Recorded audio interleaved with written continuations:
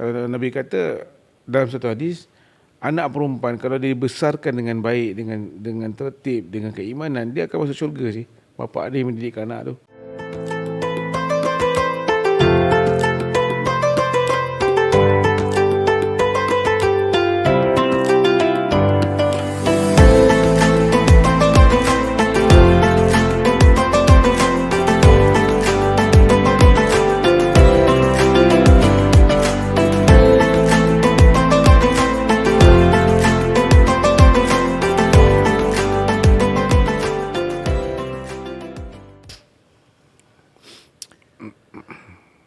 Assalamualaikum warahmatullahi wabarakatuh. Alhamdulillah ketemu kita pada hari ini 20 Mac 2024 yang bersama dengan 9 Ramadan 1445 Hijrah. Episod ke-10 Ustaz hari Alhamdulillah. ini. Seikhlas Ramadan episod ke-10 tahun 2024. Alhamdulillah. Terima kasih kepada Bapa Hebat SG kerana terus menyokong Bapak Kau punya podcast. Terima kasih. Seikhlas Ramadan Special Edition, dan di sini saya ingin ucapkan terima kasih kepada Ustaz Alhamdulillah. dan juga Abi kerana terus menyokong kita. Terima kasih Ustaz Al-Khatib Basrahil. Alhamdulillah. Terima kasih Ustaz. Terima kasih. Ustaz ni dah masuk 9 Ramadan Ustaz. Ya. Macam mana bisnes ataupun Ustaz dekat bazar tu Ustaz? Alhamdulillah, makin orang kata tu dapat. Satu is pendedahan. Lagi satu adalah kita mengharapkan orang sign dengan kita, menjadi ahli dengan kita, supaya kita dapat kembangkan lagi usaha ini, perkhidmatan Islam ni di kat Singapura ni, dan juga how can we share the rest of the community, masyarakat yang ingin membantu. Betul. Saya minta maaf Ustaz. Saya kurang push promotion ni. Saya ingatkan kepada mereka yang mendengar, kita ada 100 off. Betul kan Ustaz? Yes, $100 off sepanjang bulan Ramadan. Sepanjang bulan Ramadan. Cakap aja berapa hebat, ataupun seikhlas Ramadan. Ataupun dengar suara Ustaz ke boleh dapat $100 off. Betul. Untuk satu keluarga, untuk satu orang tu dua urusan jenazah. Membership ahli. Dan juga beberapa perks-perks yang lain lah, seperti di Melayu Concert 10% off. 10%? 10% off. Bukan makan free Makan free. Dia banyak tempat makan free. Dia bila puasa gini kan. Boleh makan free. Dia cakap mesti, dia takut nanti kena marah pula. Alhamdulillah. Baik Ustaz. Topik hari ni Ustaz ada sikit tegang. Okey. Maknanya ada keras sikit lah. Single father Ustaz. Ayah tunggal. Tanggungjawab sebagai seorang ayah tunggal, dan juga benefit ataupun kata orang tu dia punya rewards lah. Memang tak ada orang yang nak jadi bapa tunggal. Sama ada dari segi kehilangan yang tersayang ataupun perceraian. Betul? Ya. Kan? So sebagai seorang bapa tunggal ataupun single father, the challenges untuk kita membesarkan anak-anak. Lagi kalau that means kita sebagai seorang bapa, you have to play two role, a father and a mother. So if you have a son, mungkin still okay, pasal you can grow up together. But maybe the son will still lose that mother touch, because you have to play that role. But I think the challenge will be much more if you have a daughter, right? So apa pandangan Ustaz sebagai seorang ayah tunggal?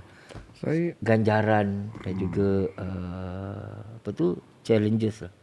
Kalau peranan seorang ayah, ataupun ni lebih spesifik lah. Ayah kita dah cakap. Sekarang cakap single father, ayah tunggal, bukan ibu tunggal, dia ayah tunggal. Betul.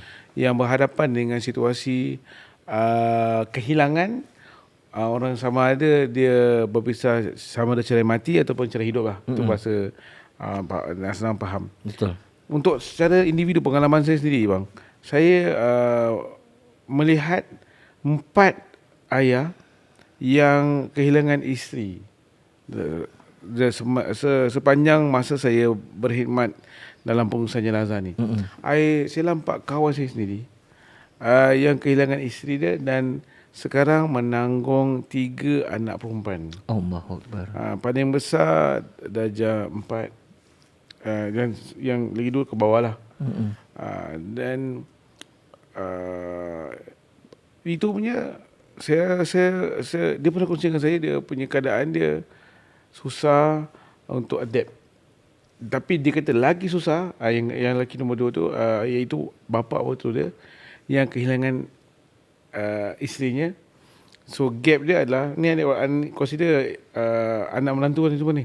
Kawan saya isteri meninggal, lepas tu ibu kepada isteri meninggal tu gap dia adalah 4 bulan. Allahu Akbar. 4 bulan. So saya nampak dia punya perpisahan tu mencabar, tapi yang ayah mertua dia lebih terkesan dengan kehilangan isteri sebab dia very close. Very close, ya Allah. Tapi anaknya dah berumah tangga lah. Jadi dia bawa sendiri. Cuma anak menantu je, which is my friend, still ada hubungan baik walaupun isterinya dah berpisah. Patutnya dah tak ada kena-mengena dengan bapa tu, tapi betul, still ada interaction. And one more, dia ada 4 yang saya kata tadi. Lagi satu ni pula, it's very sad. Dia sebenarnya nak pergi ke Malaysia, setakat pergi Pandan City je, tapi wife dia meninggal secara mendadak. Meninggal on the spot. Allahu Akbar. Kat mana Ustaz? Kat rumah? Naik motor nak pergi ke Pandan. Aduh, ya Allah. Meninggal on the spot. So, tapi of course dia ada anak juga. Saya tengok anak dia, saya berinteraksi dengan dia sebab saya tak kena buat permit kan. So I want to know who is dia punya anak. Dia kata saya anak perempuan. So tabah, dan orang tu give fully commitment untuk uruskan jenazah ibu dia the next day. I went to the house bila malam nak bawa balik isteri. So keadaan yang tu, isterinya kita punya ahli jugalah. So isteri meninggal on the spot, meninggal pada jam 5 pagi, bawa balik Singapura pada 7 malam dan semadikan jenazah tu the next day 9 AM. So situasi tu saya tengok paling terkesan adalah suami dia. Dia pun accident tapi dia minta izin dengan hospital untuk visit isteri dia. Which is totally I can see my own eyes macam sad. The final one is Usati juga. Dia keadaan dia, isteri dia katanya tak ada sakit, tak ada apa. Dia meninggal kat rumah, kat atas katil. So that one really blank. Dan alhamdulillah dia tabah. Tapi saya pernah tanya dia, bang macam mana bang? Pasal dia kata saya belum tidur daripada semalam. Saya ada kos, saya belum tidur. Lepas tu the next day nak kena claim isteri dia, arwah tu dekat mortuary lah. So dia tanya dia, bang how? Abang, pasal dia mengadu, dia kata dia tak cukup tidur. So I went there around 11:30 tahlil. Lepas tu by 11:45 dah keluar. So saya cakap lah dekat gathering tu ataupun semua orang yang hadir, cakap kita berikan laluan kepada arwah suaminya untuk berehat. Jadi the next day I jumpa dia, bang macam mana dapat tidur tak bang, dapat rehat tak? Dia kata susah lah Ustaz. Saya belum rasa kehilangan. Mak mertua saya ada, isteri saya ada, mak saya ada, bapa saya belum rasa kehilangan. Saya tak tahu. Lebih-lebih lagi isteri tu. Jadi dia kata susah. So macam itu macam susah. I cuba menyelami dengan saya punya pemahaman lah. Susah tu mungkin dia terkenang habis satu katil apa. Betul. Bergurau ke tak orang tak kita lah maksudnya. Betul. Mungkin it take time to orang kata tu susah jugalah nanti. Yeah, but abang tahu abang. Yeah, but that's itu yang saya nak katakan di sini. Sebagai seorang ayah, memang kehilangan isteri itu memang susah. But lagi-lagi bila kita ada anak. So as much as we have to go through that as a normal person, mourning and feeling lost, we still have to be strong for our children. Kita nak kena kuatkan diri. Kita nak kena kuatkan diri untuk anak-anak kita. In sense where kita nak kena bilang anak-anak kita that everything is okay. InsyaAllah things will be fine. Of course, it's not the same. It's not the same. That's for sure. It's never the same. Dan yang last part tu, yang keempat tu, suami dia nak azankan kat kubur dan anak dia, saya suruh anak dia baca talqin untuk mak dia, arwah mak dia. So, anak dia nak buat? Anak dia buat. Dan anak dia tabah. Kuat anak dia. Anak dia tabah. So cakap masya-Allah sih. So macam again didikan, but cabaran ibu ayah tunggal adalah emotionally dia nak kena kuat. Saya tengok apa view yang saya lihat, saya mengamati situasi itu. Dan kedua adalah cabaran beliau untuk mengimbang masa waktu kerja dengan anak-anak. Kalau anak-anak dah besar, anak yang terakhir tu dia dah secondary school. Betul. Dah besar. Cuma yang kawan saya ni, yang anak-anak dia masih lagi kecil, itu yang mencabar lah. Betul. So itu yang kalau ikut kepada apa yang kita kongsikan pada dia, single father lah, yang mana cabaran dia. Tapi of course, membesarkan anak dengan keimanan, dia akan dapat ganjaran lebih banyak. Kalau Nabi kata dalam satu hadis, anak perempuan kalau dia dibesarkan dengan baik, dengan tertib, dengan keimanan, dia akan masuk syurga sih. Bapak dia mendidik anak tu. Allah. Tu anak perempuan lah. Tapi again, tetap mendidik, mengasuh anak dengan baik. Lelaki atau perempuan, syurga tempatnya. Betul. Tapi on that specific hadis, anak perempuan. Sebab nak mengajarkan anak perempuan tu, macam saya belum lagi nampak cabaran dia. Tapi kalau ikut itu hadis Nabi, ada cabaran dia, that's the cabaran. Memang betul. Membesarkan anak lelaki, anak perempuan memang lain. Ustaz lain. Tu saya tanya Ustaz anak perempuan, saya anak lelaki. Lain kan cara ni, kita bergaul, kita membesarkan dia. Perkongsian ilmu juga lain kepada anak lelaki dengan anak perempuan. Tapi saya perlu highlightkan juga kita perlukan sokongan dengan orang, support in term of not only material, tapi support dari segi emotion juga. Betul. Pasal saya tanya kawan saya yang tiga anak tu, dia kata Sob, kadang-kadang aku blank Sob. Tahu, tapi mana sampai pada tahap this is the part satunya saya nak kongsi dengan pendengar juga. The person that we are talking about here, a single parent, is a father.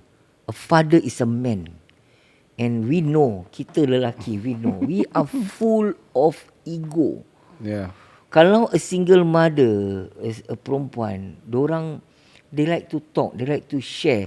So they air out. And I think which is good lah, bila disuarakan, betul tak? And kita lelaki ni kadang-kadang yang saya khawatirkan is, kalau kita tak kongsi, we don't share. Maybe kita don't share dengan adik-beradik, kita tak share dengan kawan-kawan, kita tak share dengan ayah ke ibu yang masih hidup.